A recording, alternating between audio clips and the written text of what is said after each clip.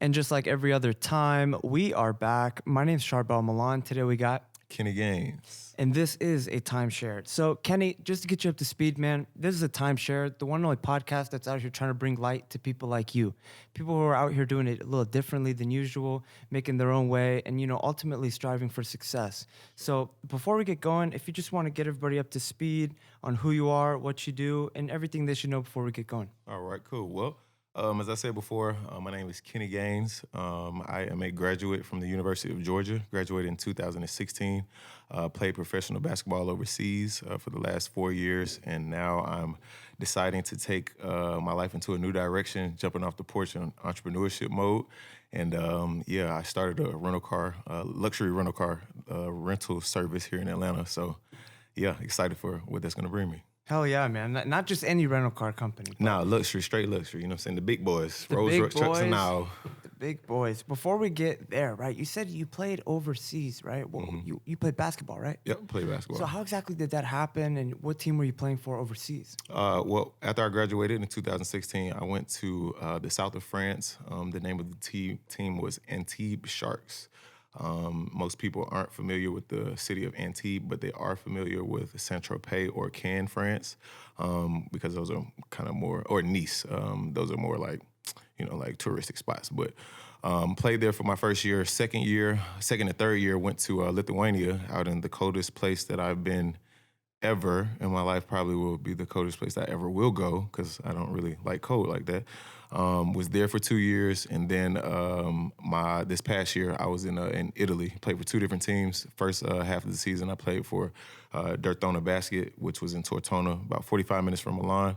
Then the second team was Latina Basket, which was about 35 minutes from Rome. So I've had some decent life experience as far as locations and living. Damn, man, that's lit. So what was it about leaving the United States and playing, in Europe, right? Like, what was that change like for you as an athlete before you even thought about entrepreneurship? Yeah.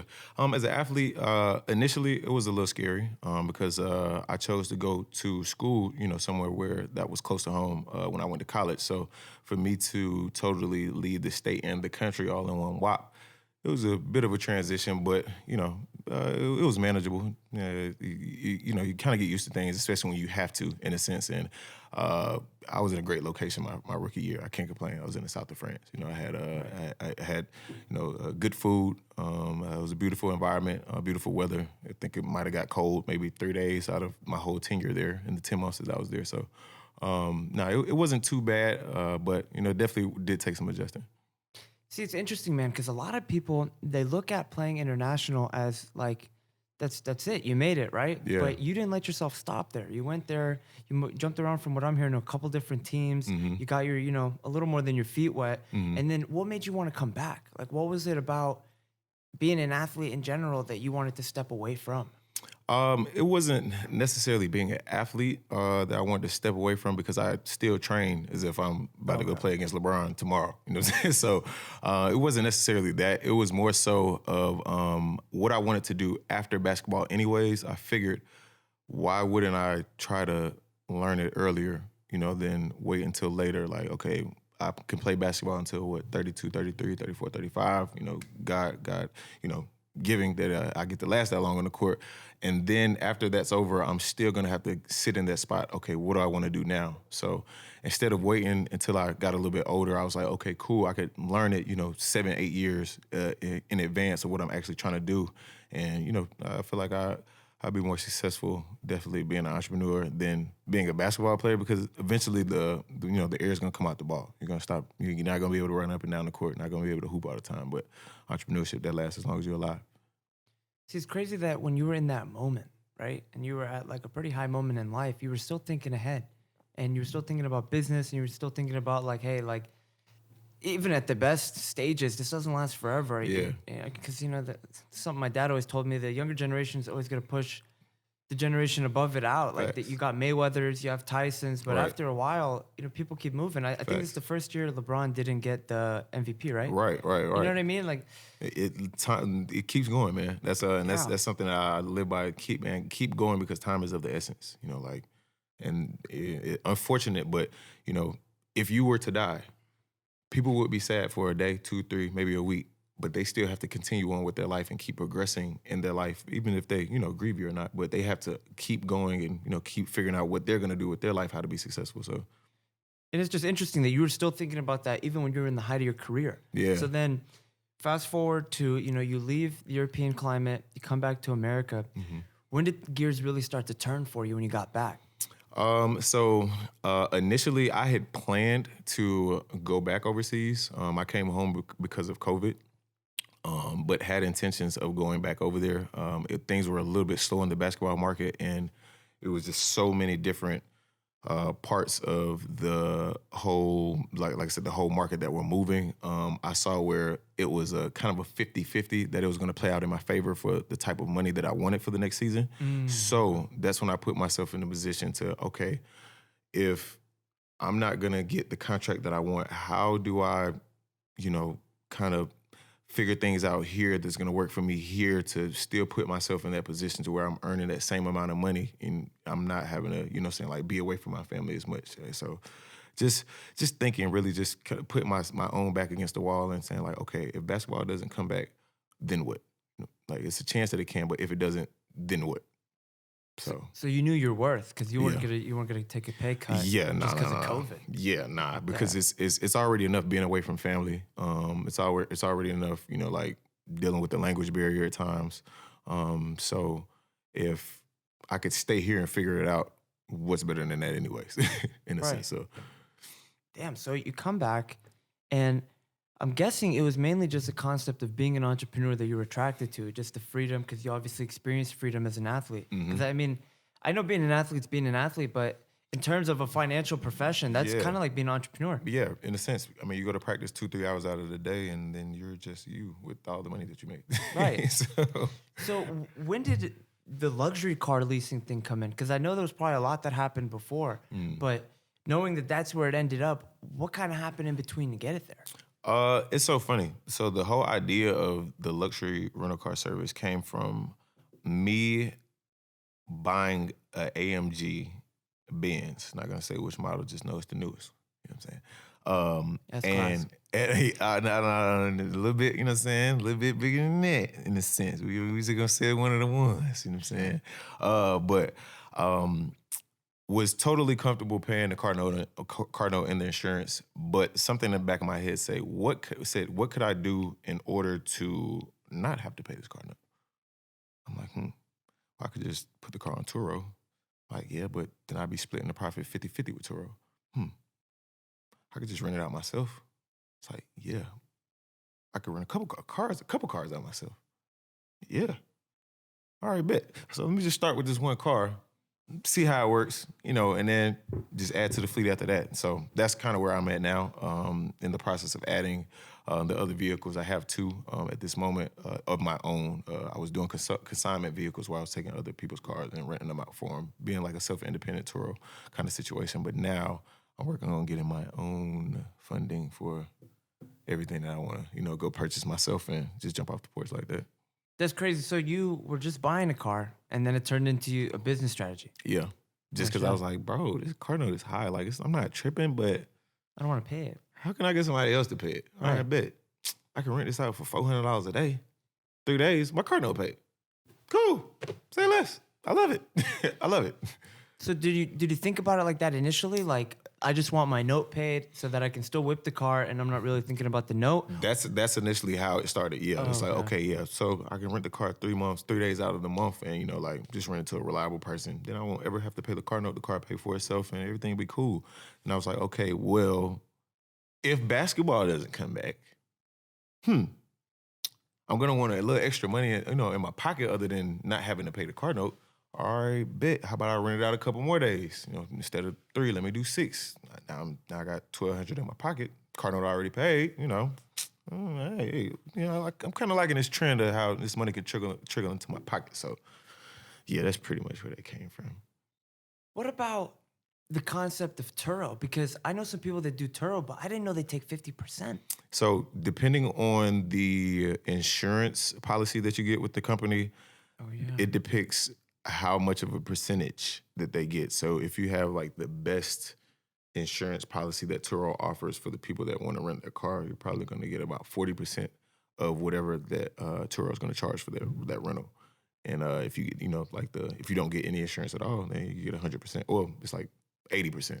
But, somebody messes up your car, the little extra change that you took for getting 80% from that one rental could cost you more than, you making an extra 80 instead of the 40. So it was like, I didn't even want to deal with that at all. Great business idea for the people who made Turo.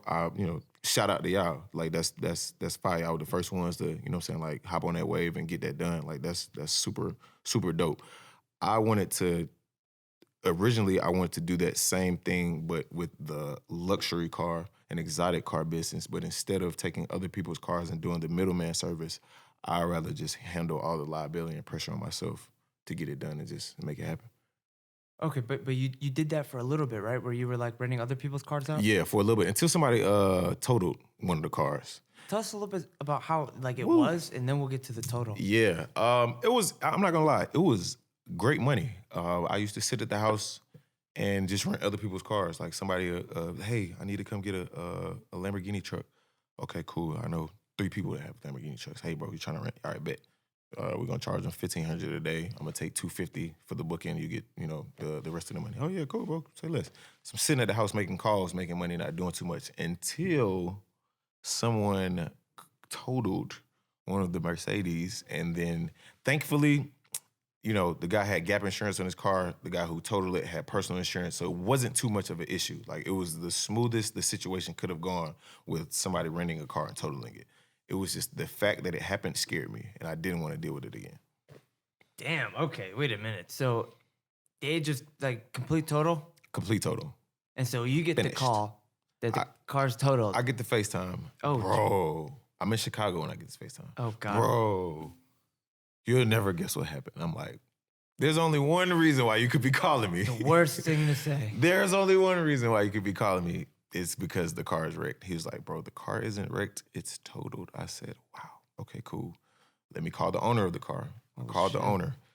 Hey, bro, I know you weren't trying to start your Saturday morning like this, but your Mercedes is totaled. Oh, what? Yeah, don't worry. I'll handle everything. Thankfully, like I said, the insurance on both ends were A1, so it was literally just phone call. Okay, take care of that. Police report, get the pictures. Everything's A1, and it was smooth. But if anything had been different, I know I would have been annoyed with dealing with the whole process. So I was like, never again. Let me ask you a question, right? Yep. Do you think it was the concept that you had to not only deal with, you got an idiot, they totaled the car. You're like, oh, Jesus, bro. You're supposed to treat it differently. It's a rental. Like, what are you doing, right? Right. So you got an idiot who totaled the car. That's not too bad. But I feel like the main issue was that, now I got to call this other person and tell them that their actual car is totaled. Right. So do you think by eliminating that part, like if it was your car, you would have just been like, well, that's part of the business, and then... Right. I could live with that L in a sense if it was going to be an L, but I would hate to attribute that L to somebody else because of my company. So it's like, let me just leave everybody else out of it. Something happens wrong, I just, it's on me. Not like, I'm so sorry that now you can't get another car because your car is totaled and you didn't, factor in your car ever being totaled. Like, it's just too much back and forth.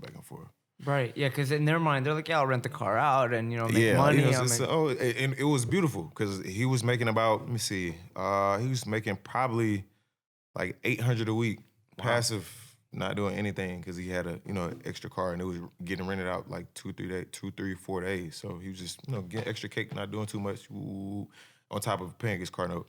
And then the money just stopped. He was like, bro, this could have been so much worse. And I was like, yeah, I'm so glad that it wasn't don't want to put ourselves back in that position again. Learn from it, adjust, and make the proper moves after that.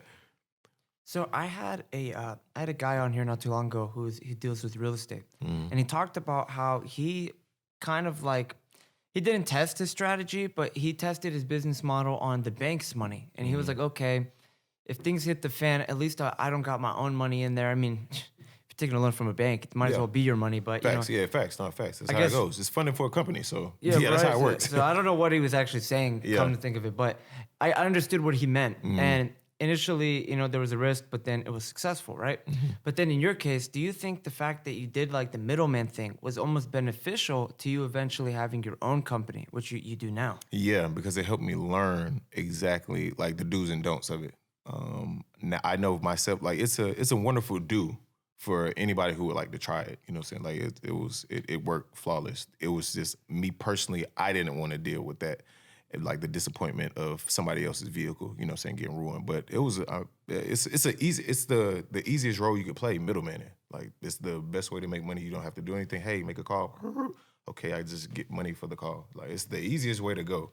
But I wanted to put a little bit more pressure on myself and just just I don't know, kind of like make myself striving in another sense. And it's like I get my own cars. Like I know I can get them. Like if they got them, I know I can get them. So Yeah, so it's like you were taking the route that was getting you the least risk, but you got a headache. But then now you want to take away the headache, take a little more risk. It's kind of smart. yeah. Okay, so I know you ventured into a couple different areas outside of the car leasing. What other kind of entrepreneurial paths have you been taking since you've been back? My most recent one is sports betting, actually. I met a guy, shout out to him, S Fly on Instagram. If you follow him, he lived in my old building. Has made a fortune off of it. And it's I like it because it's a lesson on risk management. Gambling. It's a big lesson on risk management. So how does it all work? Like, how does sports betting work as far as the logistics go? Like, I know in some areas it's not even legal, but then Yeah. Well, I mean, he takes the flight out to Vegas every other day to go work. Yeah. But it's like I said, it's doing your due diligence of studying the trends of the whatever sport that you're betting on. Like the worst thing to do is to bet with your heart. Like don't just because you like the Lakers, don't just bet on the Lakers. It's Kobe, it's my favorite player, so I'm gonna bet. It's LeBron, it's my favorite player, so I'm gonna bet on him. No, because LeBron just had an injury last game. This game he's not feeling so up to par. The other team might win. So you got to do like your real like research on little stuff, just studying and understanding what you're getting yourself into. But it's. I don't know. I like it. It's very risky. I've lost a lot of money for sure, but I made a lot of money as well. So I made more money than I've lost. But like I said, it's just a lesson on risk management, honestly. So what company do you use? Like, what's your broker? Bovado. Bovado? Bovado. Okay. They're the best for me. It's kind of most simple. So is that guy's company? No, that's not his. He doesn't actually have a company that he uses as a platform like a bookie, but he sells programs as far as like how to pick. He sells his actual picks. The whole like the studying behind how to even think about sports betting. Like what should like your he sells first a bet? course? Yeah, like a whole course on what you should do regarding sports betting. So that's what he, like I said, pretty intelligent guy. S Fly. If whoever's listening, y'all go follow him on Instagram and tell him I gave him a shout out so he give me some free picks. Right. Damn. Okay. So how exactly does sports betting work? Right. Like, is it the type of thing where everybody puts their money in the pot and then it gets divided, or now? So you're betting against the house, and the house is Vegas all the time? All the time. Why is the house in Vegas? I don't know. That's just it makes how sense, set up. but I don't know why. I don't know. That's just how it's set up for real. Okay. That's who you're betting. Like the odds, like how they say, like the odds are always against you. Yeah, you're betting against. Like you're betting that. All right, no, this team is going to score more than Vegas says they're going to score, or this team is going to score less than Vegas. It says they're going to score. So it's like, and if they do, Vegas rewards you for you got us. If not, it's like, hey, sorry, this coming. But you're betting against the house. Yeah, it's like I don't know how much money Vegas got.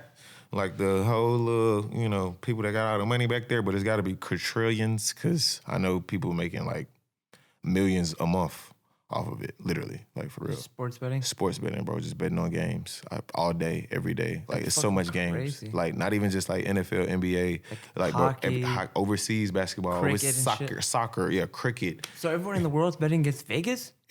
Well, not Vegas in itself. It's like I don't know where the big pot of money come from, bro. But it's crazy. Yeah, like if you win, they're cutting you that check. Whoever they is, they're cutting that check. You know what I'm saying? So you said that you're betting that on points, or like it's not just like they'll win. It depends. So it's 90 different types of ways to bet. You do point spread, teaser, parlays, red robin, where it's like you take 5 teams and you say, all right, these 3 teams are going to score over this amount, but these 2 are going to score under this amount. It's a round robin bet. It's like the terminology is crazy, but it's different ways you can bet. So just say like if you were betting on a game, this team is going to beat this team. Okay, cool. You put up $100. That's a pretty simple bet, especially if they were in favor to win. So if you put up 100, just say you'll probably win $50 back. So you'll walk away with 150 after you put up 100. If you put up a teaser bet, it's saying this team is going to win by more than 8 points. The risk is a little bit more because that's more specific. So if you put up $100, you're more, just for example, if you put up 100, they'll probably reward you with like $215 back. So you'll walk away with $315 because it was a more riskier bet, and it's more of a chance to lose your money than the odds that were in your favor. So yeah, it's a lot, bro. Man, I could talk about this all day. I don't want to, but yeah, it's a lot. That's crazy. Okay, damn, sports bet. Okay, so you just got, that was just a random thing you got into. Yeah, super random, bro. I swear, super random. Just because I met bro downstairs, and I was like, bro, you just hopped out of Rafe. What do you do? He's like, I sports bet. Just follow my program. I was like, you got an Instagram? He was like, yeah. Saw his Instagram. He saw I was lit on Instagram. Saw he was lit. He was like, okay, cool. Just holler at me, whatever.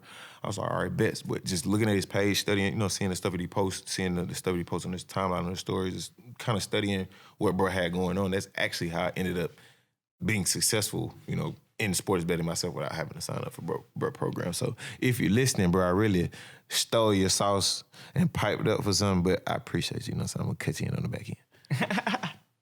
So what do you think is more important? Do you think it's the concept of mastering a skill or just following a good game plan? Just in general, because like I kind of want to move into like more of the mindset and perspective, because you seem to have like a really good mindset behind all the shit you do. Yeah. Like we've only been talking for a short amount of time, but like yeah. you don't seem to look at things from the perspective of like failure. Like but like you just like shit. I made money. Yeah, because it's like but if I do succeed, you feel me? Like okay, you're like, but if I fail, yeah, but if I succeed, that's way more fun to think about. And, way more exciting to think about. You'll put more of an effort into what you're trying to do if you're thinking more in the positive note, like, I'm going to do this so I don't fail. No, I'm going to do this so I succeed. It's all in how you just, like, think about how you want to do stuff for real. So would you say your mindset was always like that? Or just, like, was it being a, professional athlete? Was it, like, at what point in time could you say you had your shift? Yeah, I kind of always been this way. I've tapped more into I've tapped more into it because I've matured and I know like exactly where I want to direct that type of energy, that type of mindset and the stuff. Before it was in the athletics, I was doing the basketball. I was like, like I'm not gonna do this because I don't want to fail in basketball. I'm gonna do this because I want to be a superstar. I want to succeed. I want to succeed. I want to make money. So it started. Yeah, I kind of always had it, but I'm not gonna lie. Shifting it from being an athlete into the business world, it took an adjustment because there's 2 totally different things going on. Like, even though being an athlete, you're in a sense a self-entrepreneur, you're still under some type of corporation, some type of business. Like, you're not solely working for yourself. You still work for somebody, but you just have your job allows you to be more free than another job would allow you to. When you jump into the business world or entrepreneurship world, it's all on you. I'm saying, like nobody's gonna be like, hey, you need to play better or we're gonna fire you.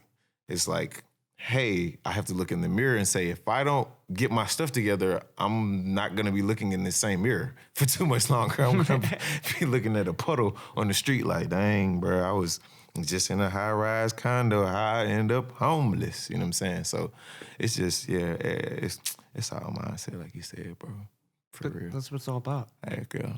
So as far as the rental car company, I mean, look, we're all trying to finish 2020. I'm trying to just live to see 2021. It's been a year, man. Yeah, for everyone. For a fact. Good and bad, but facts.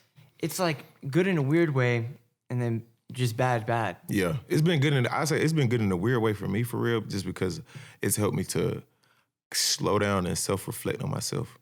Like when the world was, functioning at the fast pace that it was, you get distracted to the things that you kind of want to like perfect in yourself because you things, like basketball was going good. So I know I didn't need to work on my self-control. It's like, I ain't gonna do nothing too crazy because basketball was going good. There's still something that I still need to address, you know what I'm saying, like myself. But success and money sometimes kind of clouds the thinking and clouds like the issues that really need to be taken care of. So for me, like it was a big reality check that I needed for real. Like not saying I was spiraling in a bad direction, but it was just like I said, I'd rather like catch myself and get it earlier than later. Sooner than better for sure.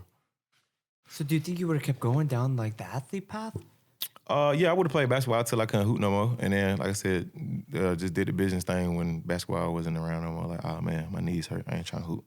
Let me go get some cars and tell these folks to come by. You know what I'm saying? Like, for real. But it kind of just all happened a little faster. Yeah, just like I said, the COVID just made me think. It really sat me down because I usually come home in like May, June. And I came back, I was in Italy, so it was like really bad there. Oh, damn, you left first. Bro, it was awful. Them folks like, oh, everybody here sick. I'm like, I ain't sick. Let me get on my flight back home. Shout out, I'm trying to go see my mama. But not like COVID really, it pushed me to come back home quicker. I came back in March. So I'm here in March, April, May, June, July. I'm usually gone in August. You know, been to sign the contract somewhere. Didn't sign the contract in August. Things still moving slow. September, I'm not used to being here in September, you know what I'm saying? I'm used to being gone. So my inside kind of stirring like, hey. You know, your agent saying 1, 2, 3, but you still need to make sure your 4, 5, 6 is in line in case 1, 2, 3 don't pan out. So that's that's really where my whole hustle outside of sports came from, was that, bro, just in case, which I did end up getting calls and contracts to go over there, but I had already made up my mind. I'm gonna take this year off, focus on, you know what I'm saying, this. If, and not if, but when this goes well, I'm definitely gonna be making more money than I was playing basketball. So that's all it was about anyways. Hey man, let's get rich and, you know, smile and hug each other. Has that been like a common thing in like, because obviously you're part of a community, you've obviously met a lot of people. Mm-hmm. Do you think, is that something a lot of people are doing? Not even the fact that like, oh, I'm gonna start a business, but like I'm gonna take a year off because we don't know what's going on. Oh, we don't even know who our president is. You know what I mean? Like, what the hell's going on? It ain't fully determined. You know what I'm saying? Right. Like, folk don't know Trump or Biden. You know what I'm saying? Folk really don't know. It's crazy. But, I ain't gonna lie. Most people take the safe route for real. The comfortable route. Like, the guaranteed route. That's what it is. Like the contract. You know what I'm saying? Like, it's like, I know I just said I was going to focus on working on my business, but I did just get the call, so I'm going to go, you know what I'm saying? I'm going to go take the contract. I wasn't going to be able to work on what I wanted to work on in my heart from over there. So it still would have been a back and forth and tug within myself. Like, yeah, okay, bet I'm back hooping and, the checks coming in, but this isn't what I necessarily want to do at this very moment. Not to say I can't come back to it, but at this very moment, I want to do something different. And I can't like, you know what I'm saying, like feel bad, like, well, why do I want to do something different? Like, nah, it's what I want to do. You know, forget it. Hey, do it. Saying, well, I second guess it. So you're planning to stay in shape so that you can hop back on next year, but in the meantime, you're trying to build the business? Yeah. So I guess to lay it out, I'm staying in shape, one, because who wants to be unhealthy? Yeah, well, that's the first. Especially when you're healthy. Right. And you got the routine. Right. When it's easy to keep it going. Exactly. It's hard to get the gears going again. Trying to, you know what I'm saying, stop and then pull yourself out of it. Okay, let me go be a fit meister. You know what I'm saying? Like, nah. So while I'm still, feeling young and, bouncy and want to get in the weight room and still have that, deep down inside I want to get in the weight room, lift and be healthy, I'm going to do it. And also, it creates a little certain, like some self-discipline for real. Like, who wants to really like just go to the gym if you don't got to? Most folks don't do it. Yeah. You know what I'm saying? Like, they were like, I'll just go tomorrow, or I'm a little sore from the day before. I ain't gotta go, so I ain't gonna go. Like, nah, I'm gonna make sure I go there. I'm gonna make sure, you know what I'm saying, I block off this hour and a half, 2 hours to go make sure I get my body right, because it's also a mental cleanse as well. I'm working out, I'm not thinking about business. You know what I'm saying? I'm not thinking about cars, I'm not thinking about basketball. I'm in here grinding right now, just working on what's in front of me. So for me, it's like a self-discipline thing. But yeah, most folks be taking the easy route, which it's nothing wrong with that. It's nothing wrong with taking the easy route, especially when you're allotted that opportunity and it's not gonna it's not gonna handicap you. Nothing wrong with taking the easy route. at all. But for some people, they have to take a little bit of a harder route just to understand like what real grind and like hard work is, bro. Like I really appreciate working hard on something and it panning out instead of somebody giving it to me, because I know I wouldn't appreciate it. Like if somebody was giving me 100,000, I'm like, oh yeah, I'm lit, got 100,000, But I wouldn't feel the same. I wouldn't feel the same if like I worked for it and then somebody cut me the 100,000 because I didn't work for it. It's like, bet now I don't even want to do nothing crazy with this money, because like, bruh, I'm gonna put this in my pocket because I earned it. Instead of somebody giving me the 100 band, man, I'm going to blow 50 in Lennox just cause. Right, just cause. Just for the, you know what I'm saying? Like it's different mindsets, bro. Different mindsets and different types of people. That's crazy, bro. I feel like you literally quoted 95% of people like, oh shit, I'm lit. I got 100K. But it's like, you could turn that 100K into $1 million easy. Man. If you know what you're doing. Folks think that's the end of the world, bro. There's so much people that look at 100K like a piece of, like some spit on the street, bro. Yeah, right. Folks out here really having money for real. Like, especially nowadays, man. Bro. $1 million isn't even shit anymore. I swear, bro. This is the most humblest thing I ever did, or reason why I said the whole 100K thing for real. My business mentor, bro, I took my business plan to him and showed him all the numbers on everything. They didn't even take like more than 5 seconds because they knew it was me. Looked at it. All right, bet I'm gonna wire you the money tomorrow. On the sheet, the budget sheet, I needed $175K for what I was trying to do. And folks told me they would wire tomorrow. I said, bro, don't give me that money. I know I had a plan, but I'm still not ready to execute on that plan with that money. Teach me how to be a businessman.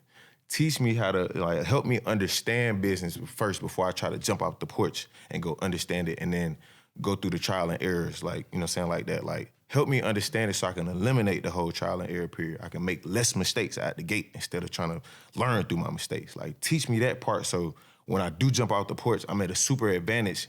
You know what I'm saying? Like, when I can go get the money myself because I know how to go get it. But I'd rather jump out the porch with more knowledge than jump out the porch with money, for real. Because with the knowledge, I can go get as much money as I need. With just that little bit of money, I could blow it. You know what I'm saying? I can goofball it off and then I gotta go sit my butt right back on the porch. So, Right. you feel me? So, Damn, see, a lot of people don't think like that, man. because it's the harder way, for real. It ain't the easy route. I told you, take the easy route, bro. Somebody offer you 100K, man, take it. But that's the thing. I almost feel like you doing that makes your mentor want to be like, holy shit, like, you know what? I want to give him 5 now. Yeah. Just because like he's trying to succeed. He's trying to take the team there. Yeah. Because I mean, here's the thing, man. If you were like, all right, bet, wire it tomorrow. If I was your mentor, I'd be like, Right, you know what I mean? I was just so antsy to get. I really wanted you to say no. Yeah, You know what I'm right. saying? Like, I wanted you to say. just a gesture. Yeah, like, I appreciate it, but not yet. Because we both knew I wasn't ready. I feel like it was a test for real, even though I know they would have sent me the bread. I feel like it was a test. And I was like, well, I'm not going to pass the test because I think this is the right thing to say. I know I'm not ready. I don't want to mess this up. Nobody else is going to write me a check for $175K if I mess this up. So don't mess it up. Learn, then indulge in it. Learn first. Teach yourself something. Patience. Slow down. Everything ain't supposed to be instant.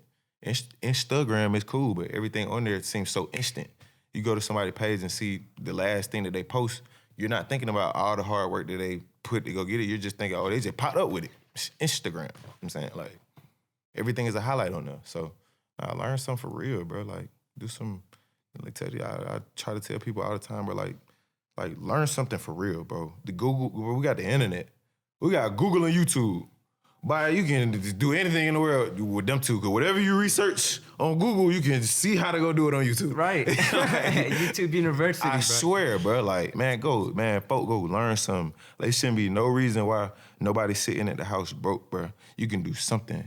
Even if you got to start doing something and then it transition to something a little bit bigger, it's so much stuff you can do, bro. Like, bro, people don't know Summer Walker used to be, like, she used to clean cribs. Like, she used to be a Molly Mae type. You know what I'm saying? Like, now look at her. Try to come out with a song. Whoo. Whole world going up in flames. You feel me? Like, but she started somewhere, took that money, and then did what she was supposed to do with it. But That's a super humbling job, cleaning folks' houses. Hey, can I come wipe your toilet? Hey, can I come clean the toothpaste off your sink? Like, you feel me? That's a real humbling job, but it's the grind. You know what I'm saying? Like, that's just what it took to get where she was trying to go for real. But Stay down till you come up. yeah, stay down, man. Stay down till you come up. And once you come up, take off. Once you come up, take off. Go. Don't be trying to run back to the hood to save everybody. Because when people see you being successful, it'll help them try to save themselves. Instead of, because I think Waka Flocka said this, but he said by financially supporting people, he actually crippled them. Yeah. Because you're not teaching them how to fish. Nah. You're not teaching them, like you said, you're not teaching them how to fish. You're giving them the fish, so they like, yeah, I know I need a fish, but I'm going to just wait till bro give me a fish. Because I don't know how to go get it. You handicapping them folks. You think you helping them, man. They're not going to ever want to go learn how to fish for real. They just going to keep waiting for you to bring a fish. Even if they die, then you bring the fish after they die, they going to wake up. Why? About time you brought the fish. like, man, but they didn't you got it. The best way to teach somebody how to do something, bro, or to help them, bro, is show them how to get it. You know, so tell them how to get it. But you got to show them through your actions for real. I don't tell my partners nothing I wouldn't do or ain't did. Like, for what? It's like the whole, like, I signed an artist. I tried to be a rapper. You feel me? Like, you signed an artist? I have a whole music label, and people like, bro, you super talented with rapping. Why don't you rap? That ain't my lane. I know I'm good at it, but that's not my lane. Like, nah, I know it's way. I understand that. You know what I'm saying? That I understand the sound of music, so I know anybody I want to be a part of what I'm trying to do. Like, I know the sound I'm looking for. You know what I'm saying? I'm like, you kind of lit, so bring it up. Nah, that ain't the sound. But nah, like, I ain't gonna tell my partners nothing I ain't tried to do or then did, because that's like false leadership for real. That's like, nah, bro. It's already too much false leaders, all these fake influencers on Instagram. Folk ain't even influencing folk to do nothing. Bro, honestly, anyone's an influencer bro, right anybody now. with a couple thousand followers, hey, man, influencer, man. Get them folks some clothes or whatever, man. Yeah, right. Oh, God. Influencers. Fuck. Well, hey, don't get me wrong. There's some people killing it. No, for sure. It's folk that's doing what they're supposed to be doing, but it's a lot more BS than it is substance, for sure. 95% BS. 95, bro. Like, Jesus. And the world be getting caught up in it for real. They eat it up. Yeah, I think it was Dr. Phil. I think I bring this up a lot, but I love it. I don't know why. He was talking about how the problem is that people know their personal truth. Mm-hmm. They know that, the power got cut yesterday, and they got the car note coming up, and right. They only got $42 in the account and all this shit, right? But then I see Kenny, right? And Kenny, he's out presenting his social truth. So I'm like, damn, Kenny's dripping. He's got the leasing company. He's out here with the label. Like, fuck. Like, not only are you using comparison to take away the joy, because comparison's the thief of joy. Right. But you're also comparing your personal truth to someone's social truth, and everyone's doing that, right? Man, everyone.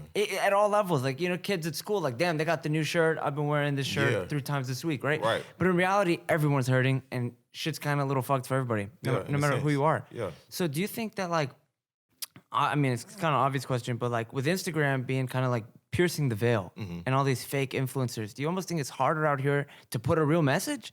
Because, I mean, that's what we're trying to do right now. It's kind of like we got to fight through the bullshit. Yeah. Honestly, I'm not going to lie. For the people that are preaching the real messages, it makes it easier in a sense, because people understand when somebody's really being genuine.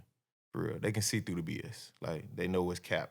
And even though they might follow it, they know, some of it is over-exaggerated and stuff like that. But when somebody is really being genuine and, like, really taps in, is cool with, like, showing how they tap into their emotions, especially on social media. That's big for somebody to be able to express themselves emotionally to the world, because most folks don't care about your emotions. So yeah, but they don't want you to show them. Right, they don't want you to show it. They want it to be a highlight.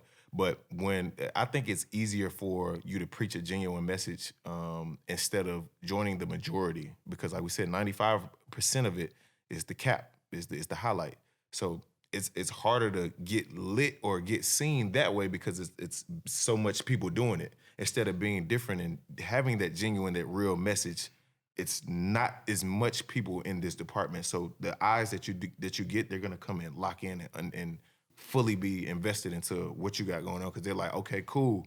Once they see what you're talking about anyways, they're going to realize the pool that they just were sitting in is rambling BS. Like, and they ain't really got no substance anyway. So they're gonna see it and try to pull themselves out, once they actually get a hold of, seeing whatever the message we're trying to the genuine message that we're trying to get off. I like that. I feel like that's what it is. Yeah. So not to go back, but let me just ask you a question. If you don't mind me asking, was the 170K for cars? Yeah. Like, was there like specific cars you already knew you wanted to buy? Yeah. Heck yeah. Can we know which cars? Rolls Royce truck, Lamb truck, Bentley Bentayga, convertible Maybach, and Escalade. So you were gonna get all those with 175?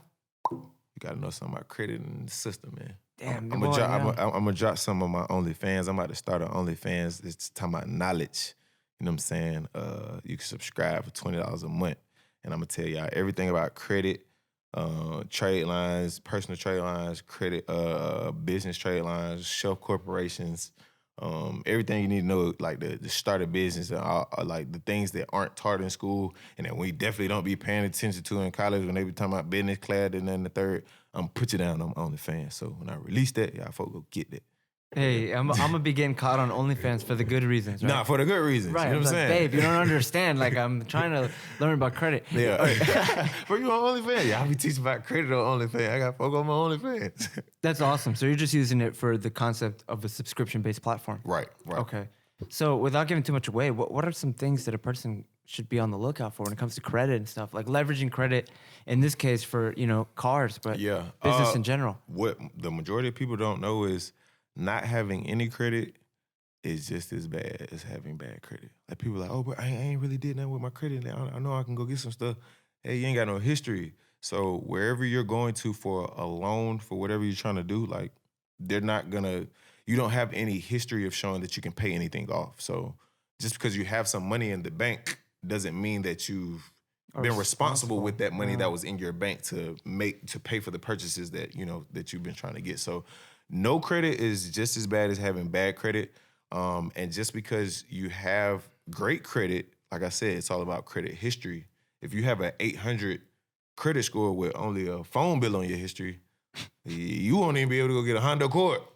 I'm saying, like, they can be like, well, yeah, you've been trustworthy with your $200 phone bill a month, but listen, now you got to pay for this Honda Accord. How you going to afford this? So you got to have history in order to, make some moves with credit. And like I said, not we're giving too much away, but trade lines are things that you can put on your credit to kind of dress it up, to make it look like you have history. Such things as primaries, those are places you can go to, kind of get some little glitches for your credit and stuff like that. But yeah, I got tuned into the OnlyFans. I'm about to really put y'all down on this house. You can't give them all the sauce. I can't give you everything, shawty. Here's one more question on the concept of credit. All right. I had somebody tell me that not only do they want you, because I'm big on credit too. I only use credit, and like my debit account is like a savings account. Yeah, it's like another savings account. Facts. If you could live off of credit, it's like it's your money. Yeah, I mean, as long as you pay it off. As long as you pay it off, bro, it's like it's your money. It's like a security measure. That's how I like to look at it. I feel safe swiping someone else's money because they're going to go fight for their money. Like, if I'm like, hey, I didn't make that, they're like, fuck. Like, now they got to figure that out. Instead of me, dealing with mama calling them, hey, somebody took my money. They're like, well, until we can handle that, you ain't getting the money back in your account. Well, front you have. Like, yeah, hell no. So I had I had a CPA tell me that they also want to see that you're in the door. Like they want you to have revolving credit. Yeah. It's just as powerful as a credit history. Like, all right, great. Not only does this person, they got 2 cars and a mortgage or whatever, but like they pay everything on credit card. Like on this date, we can expect the rent to be paid. We can expect they spend about this much on meals. Like you're living on it. So it's not only are you responsible, but it just kind of shows them that your life pattern, you're responsible financially. Yeah. Do you think that concept? You're just a responsible person overall. And banks love that. They give you as much money as you need. Hey, I need to come get a loan for $500,000. Okay, let me look at your profile and everything real quick, your credit karma, you know what I'm saying, and all that. Oh, yeah, let's check out. Your biggest loan was only for $200,000 because you got a house, but your credit looks so good. We know you're gonna be good with this $500. Here, take it. You'll be great. Take it, shawty. It'll be great. Like, that's exactly how it worked. Like, so, nah, you get it. They got tighter though, right? They did get tighter. It was like that, and then we had 2008. Yeah. Right. Yeah. But now it's a little bit, back. It's kind of opening up a little bit. You know what I'm saying? Right. Like, you just gotta put your foot out there in the water and see who loaning money for something. It's an interesting time, right? So last but not least, man, tell us a little something about the label. How did the label get going? Who's a part of it? And Yeah. why'd you want to own a label? So 3-Star Cap is my artist right now. Shout out Suave, the producer. That's my producer that I signed. Mike and Visions, that's the cameraman, videographer that I signed as well. Tell me why Suave sounds familiar. Yeah, he hard. You probably didn't. You definitely heard his tag. Suave on the track, crazy man. Yeah. Holy shit, that sounds so familiar. Yeah. So one day I was at the crib. This is when I still lived in Atlantic Station. One day at the crib, 3-Star called me. Well, I call him Cap. Cap called me and was like, "Hey, I want to come holler at you about something. Just run something by you real quick." Okay, cool. I'm at the crib. Pull up. He was like, "Bro, I'm about to go ahead and jump out the porch with this rap thing. You know what I'm saying? Like, I just want to come to you for guidance for real. Like, what do you think? You know what I'm saying? Like, it's something that I should do. I know that you know what I'm saying, had a successful attempt. You know, I had a good attempt at that. I made some money out Apple Music for my one little song. Just saying, go stream that with me by Kenny Gaines with the money sign for the S. Go get that." He was like, you know, I know you did it before. So just what are some pointers or whatever that you can kind of give me going in this direction? I was like, well, you know, it's not gonna be easy. Even though people are your friends, don't think that they're gonna listen to your music off the gate because they still hung up on Lil Baby, Future, and the rest of them folk. You know, so that's who they want to listen to. So don't let your feelings get involved in that sense. Just grind for real. Like, lock in. If you like it and it sounds good to you, keep making music. You know what I'm saying? Like, keep doing that. He was like, and then I thought about it. I was like, man, I really could be a little bit more hands-on with bruh without having to be so overbearing because of just because of how well he works with stuff. So I told him, I was like, look, I'm about to start a label now. I know you didn't come to me for that, but the idea just came in my head. So about to start a label, make you the face. And I'm also going to teach you about business while we're doing this because one, you're not going to ever have to sign to anybody. I'm going to teach you how to get your own funding to fund yourself in your rap career. Just like people go get loans for businesses, rapping is a business if that's something that you really want to, you know what I'm saying, like indulge into for real. So I told him I would make him the face, that he, you know, just offered a higher level of responsibility that he was coming to ask for, but he loved it. And he took it and ran with it, you know, started getting logos, went crazy in music videos, studio every other day, or if not every day.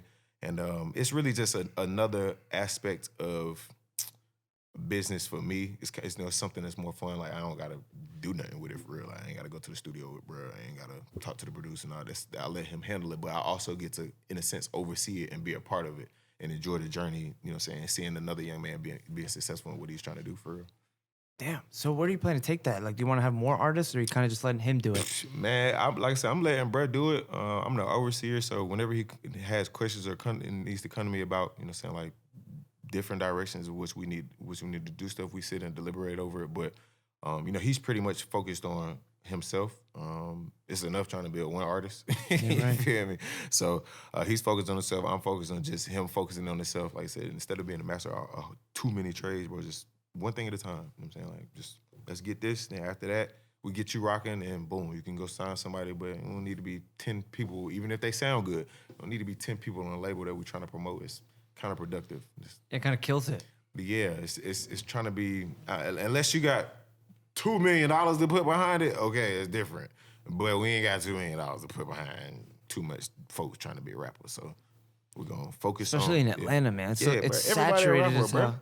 Bro, I'm trying to tell you, I'm hard with that rapping. I'm fire. Like, bro, I got some songs that'll blow your mind. You be like, bro, why don't you rap? For real. Like, no cap. Nigga, that's everybody. But it's like, yeah, that market is too steep.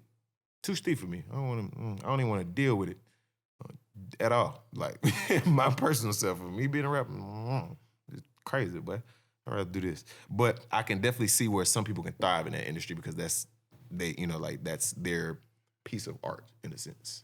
So, damn, man. Well, hey, man, we're almost at an hour. I know you're a busy guy. I want to go ahead and thank you so much for coming on. No problem, bro. I appreciate you for having me for real. For sure, man. I feel like we, you know, the way I look at it, right, is like we share your story to hope to make someone else's story. Facts. Because, like, everyone's out here, man. See, the The thing is sometimes all somebody needs is just to hear the right thing from the right person. And they're like, fuck, like that could be me too. Man, I promise you, I got the motivation from somewhere. You know what I'm Right. saying? Like, it came from the slightest little thing. Right. It came from something.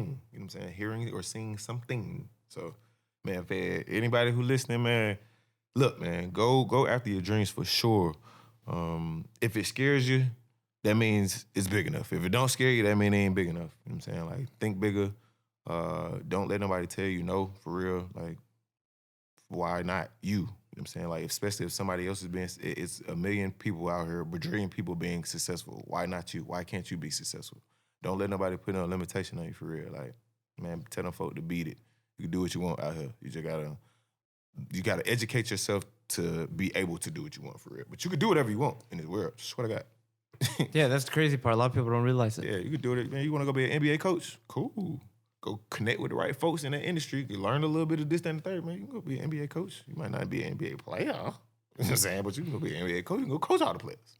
Right. So, Hey, man, just for anybody who wants to stay in touch with you and everything you do, if you just want to shout out, your platforms, Yeah. pages, how they can connect with you. for sure. Follow my personal page on Instagram, KennyGaines12. My Twitter is also KennyGaines12. And my Facebook is Kenny Gaines. I don't really post on there too much, but, I definitely like a little like. Also, subscribe to my YouTube. It's Kenny Gaines with the money sign. Need as much subscribers as possible and like a video or two if you can. I'm going to get the page going crazy. Got a lot of content I want to add so you guys can actually see my life and see me talk about a couple of these things as far as credit and this, that, and the third. It's just overall success and growth. And then follow my business page on Instagram, KG Luxury Lease. We're launching it. We're relaunching in January. And yeah, big move, big thing popping, man. Hell yeah, man. Well, hey, just like every other time, my name's Charbel Milan. Today we got Kenny Gaines. and this has been a time shared. Thank you so much. Yes, Sirski.